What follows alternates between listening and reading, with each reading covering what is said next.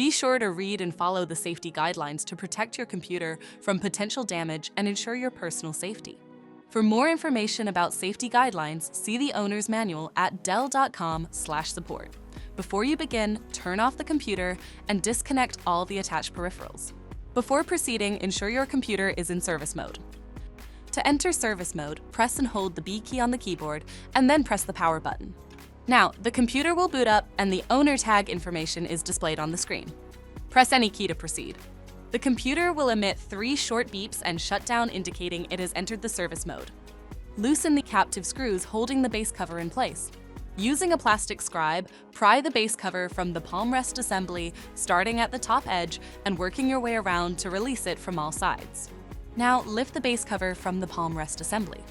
If your computer is unable to enter service mode, disconnect the battery cable from the system board. Identify the solid-state drive and remove the screw securing it. Lift the drive out of the system and flip it over. Remove the screw attaching the drive to the latch. To reinstall the solid-state drive 2230, attach it to the latch with the screw.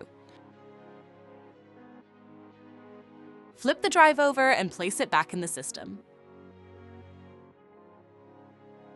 Secure the drive with the screw. If the battery cable was disconnected earlier, make sure to reconnect it to the system board. Next, align the base cover with the palm rest assembly and gently place it into position. Tighten all required screws to secure the base cover in place. To exit service mode, connect the AC adapter and press the power button. For more information about your Dell system, visit dell.com/support.